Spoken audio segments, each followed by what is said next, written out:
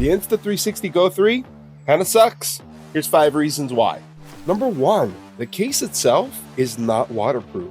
So in order for me to use this underwater, if I want to go diving, snorkeling, whatever it might be, I have to take this piece out to be able to use the waterproofing system. This stays out of the water, this goes in the water, but to have the full battery, it needs to be together.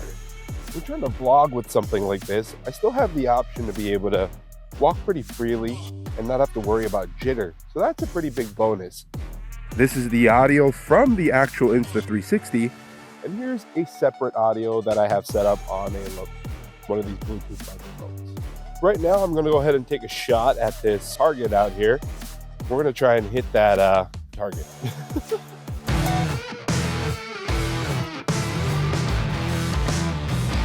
I hit it. Yeah, I aimed a little low because I was scared to hit the camera.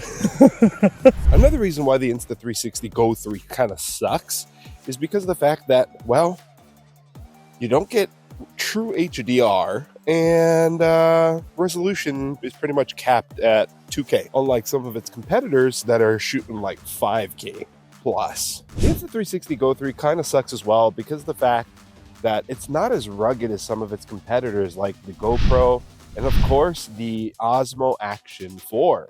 Both of those competitors are much more durable and can handle rougher climates and terrain. So if you're worried about dropping this thing and it cracking, there's a higher chance of it happening compared to the Osmo Action 4 or even the GoPro Hero 12. But let's be honest, you're probably not buying this thing for its rugged design and more for its creative, unique concept to be able to do some, well, cool shots. One more thing I forgot to mention about the Insta360 GO 3 and why I think it sucks is that you cannot live stream currently with this camera. So if you are somebody that's looking to use the Insta360 GO 3 to live stream, currently it is not an option. All right, let's get back into the video.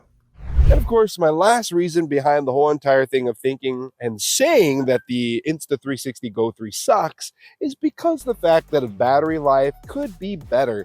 You don't have the option, like in competitor products, to be able to pull the battery out and simply switch the battery out for a new fully charged battery. This guy here, you get one full charge and that is it. Once you're out, you are out. And unfortunately, that's the name of the game with this product.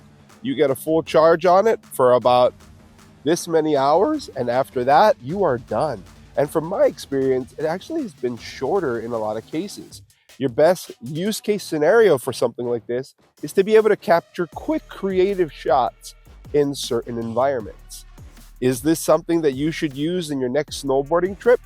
Probably not. You're gonna have to actually shy away from using the entire case itself and only focus in on being able to use the little camera by itself, which is kind of a bummer because you want to just be able to take the whole thing out there. If you're just traveling with this, you only have about this much time to be actually use the battery before it completely dies out, and then you have to go ahead and plug it back into the case, which you will not be able to take with you out on snowboarding trip. I wouldn't recommend it. At least you could do whatever you want because you're your own person, but at the end of the day, folks, you're really going to have to be careful using this thing in certain environments, especially when it comes to water itself.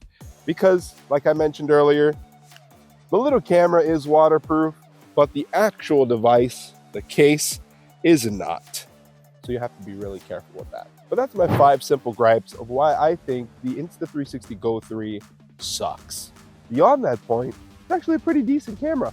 A lot of fun things you can do with it, lots of cool angles, and very unique angles that you can get out of this specific product. And I do like a lot of features that this camera still does provide, like the free frame mode, which gives you the 16:9 and 9:16 options, which is very convenient in today's content creation world.